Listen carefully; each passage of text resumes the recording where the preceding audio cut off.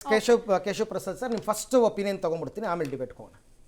ಏನಿಸ್ತದೆ sir budget ಈ ಸರ್ತಿ?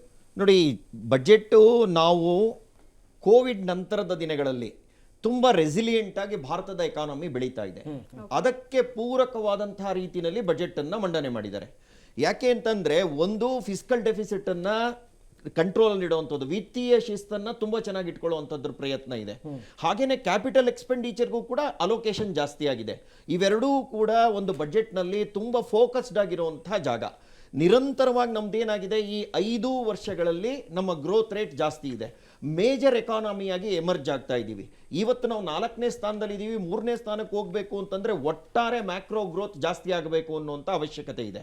ಹಾಗಾಗಿ ಹಿಂದಿನ ಬಜೆಟ್ಗಳ ತರದಲ್ಲಿ ಪ್ರತಿಯೊಂದು ಸೆಕ್ಟಾರ್ಗೆ ಏನಾಗಿದೆ ಅನ್ನೋದಕ್ಕಿಂತ ಹೆಚ್ಚಾಗಿ ಮ್ಯಾಕ್ರೋ ಲೆವೆಲ್ಲಿನ ಡೆವಲಪ್ಮೆಂಟ್ಗೆ ಏನಾಗಿದೆ, ಪ್ರತಿಯೊಂದು ರಾಜ್ಯಕ್ಕೂ ಇದರಲ್ಲಿ ಏನು ಸಿಗುತ್ತೆ ಅಂತೇಳಿ ಸೆಕ್ಟಾರ್ ವೈಸ್ ಬಂದಿದೆ. ಹಾಗೆ ರೈಲ್ವೇಸ್ಗೆ ಬಂದ್ರೆ ಎಕ್ಸ್ಪ್ರೆಸ್ ರೈಲ್ಗಳನ್ನ ಈ ಕಾರಿಡಾರ್ಗಳಲ್ಲೇ ಜಾಸ್ತಿ ಸಂಚಾರ ಮಾಡೋ ರೀತಿಯಲ್ಲಿ ಯೋಚನೆ ಮಾಡಿದ್ದಾರೆ.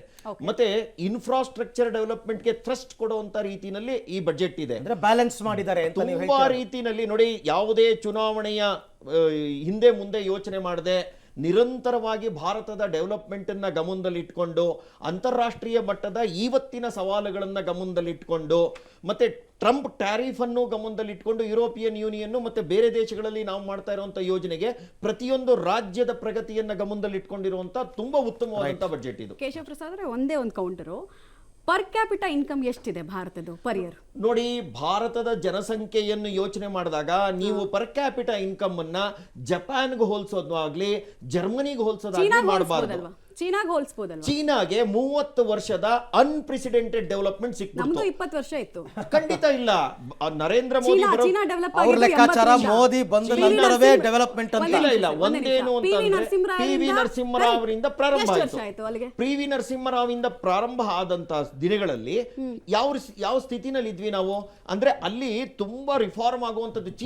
ಚಿನ್ನವನ್ನ ಅಡ ಇಟ್ಟುವಂತ ದಿನಗಳಿಂದ ಇಲ್ಲಿಗೆ ಬಂದು ಮುಟ್ಟಿದೀವಿ ಅಂತಂದ್ರೆ ಯೋಚನೆ ಮಾಡ್ಬೇಕಲ್ವಾ ನಾವು? ಪ್ರಶ್ನೆ ಇದ್ದಿದ್ದು, ನೀವು ಜಗತ್ತಿನ 4ನೇ ಆರ್ಥಿಕತೆ ಅಂತ ಅಂದ್ರಿ.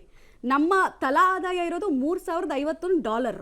ಅದನ್ನ ಇಟ್ಕೊಂಡು ನಾವು ಅಮೆರಿಕ ಜೊತೆಗೆ 2047 ಅಷ್ಟೊತ್ತಿಗೆ ಕಾಂಪೀಟ್ ಮಾಡ್ತೀವಿ, ನಂಬರ್ 1 ಆಗ್ತೀವಿ. ಖಂಡಿತ ಕನಸು ಕಾಣುವಂತ ತಪ್ಪ, ರೋಡ್ ಮ್ಯಾಪ್ ಅದು ಕನಸು ಅಂತ ಹೇಳಿ ಎರಡನ್ನೂ ಮಾಡ್ಕೋಬೇಕು.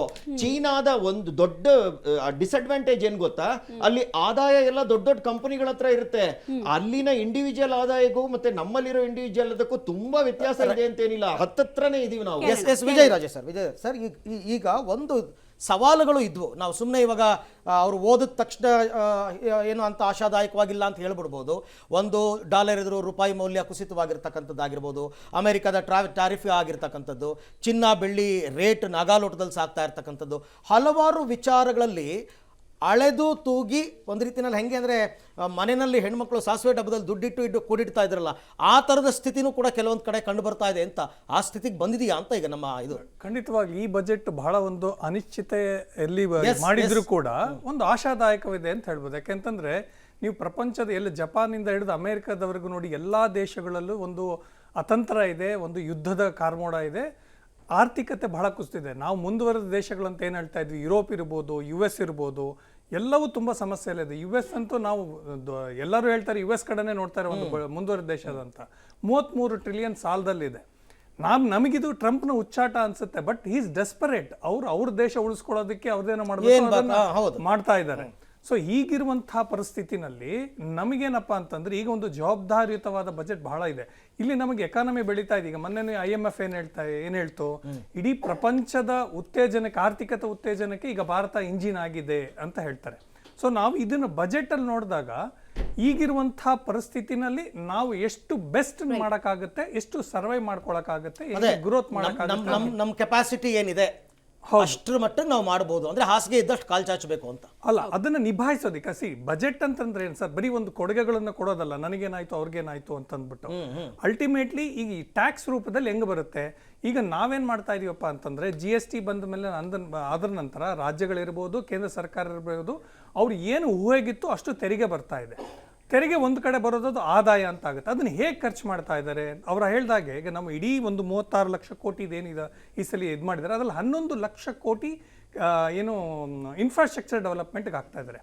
ಸೊ ಹಾಗಾಗಿ ಯಾವುದೇ ಒಂದು ಬಜೆಟ್ ಆಗಲಿ ಈ ವರ್ಷ ಈ ತಿಂಗಳಲ್ಲಿ ನಮಗೇನು ಸಿಕ್ತು ಅನ್ನೋದಕ್ಕಿಂತ ಒಂದು 5 ವರ್ಷದ ಯೋಜನೆಗಳಲ್ಲಿ, ಯಾಕೆಂತಂದ್ರೆ ಜಗತ್ತು ಬಹಳ ಬದಲಾವಣೆ ಆಗ್ತಾ ಇದೆ. ಎ ಅಂತ ಇರ್ಬೋದು, ಡಿಜಿಟಲ್ ಅಂತ ಇರ್ಬೋದು, ಆಮೇಲಿಂದ ಸೆಮಿ ಕಂಡಕ್ಟರ್ಸ್ ಅಂತ ಇರ್ಬೋದು, ಇವೆಲ್ಲವೂ ಒಂದು ವರ್ಷದಲ್ಲಿ ಬದಲಾವಣೆ ತರೋದಕ್ಕಾಗೋದಿಲ್ಲ. ಅದಕ್ಕೊಂದು ರೋಡ್ ಮ್ಯಾಪ್ ಬೇಕಾಗುತ್ತೆ, ಅದಕ್ಕೊಂದು ಹೂಡಿಕೆ ಬೇಕಾಗುತ್ತೆ. ಆಮೇಲಿಂದ ಈ ಬದಲಾದ ಪರಿಸ್ಥಿತಿಲಿ ಈಗ UAE ಜೊತೆ ಸೈನ್ ಮಾಡಿಬಿಟ್ವಿ, ಬಟ್ ಮಾಡಿದ ತಕ್ಷಣ ಇಂಡಸ್ಟ್ರಿಗಳು ಹೆಂಗೆ ಅಡಾಪ್ಟ್ ಮಾಡ್ಕೋಬೇಕು, ಅವ್ರಿಗೇನು ಪೂರಕವಾದ ಈಗ ಏನು ಈ ಸಲ ಅವರು ಎಕ್ಸ್ಪೋರ್ಟ್ಗೆ ಇಂಪೋರ್ಟ್ಗೆ ಮಾಡೋದಕ್ಕೆ ಬದಲಾವಣೆಗಳನ್ನು ತಂದಿದ್ದಾರೆ, ಅದು ಪೂರಕವಾಗಿ ಅದು 1 ವರ್ಷ ಟೈಮ್ ಬೇಕಾಗುತ್ತೆ ಅದ್ರದ್ದು ನೋಡೋದು. ಅಲ್ಲ, ಇವತ್ತು ನಿರ್ಮಲಾ ಸೀತಾರಾಮನ್ ಆರಂಭದಲ್ಲಿ ಒಂದು ಮಾತು ಹೇಳಿದ್ರು, ಏನಂದ್ರೆ ಎಂಟೈರ್ ನಮ್ಮ ಬಜೆಟ್ 2047 ಗಮನದಲ್ಲಿ ಇಟ್ಕೊಂಡು ಅದಕ್ಕೆ ನಾವೀಗ ಕಾರಿಡಾರ್ನ ರೆಡಿ ಮಾಡ್ತಾ ಇದೀವಿ ಅಂತಕ್ಕಂಥದ್ದು, route map route map ready ಮಾಡ್ತಾ ಇದೀವಿ ಅಂತ.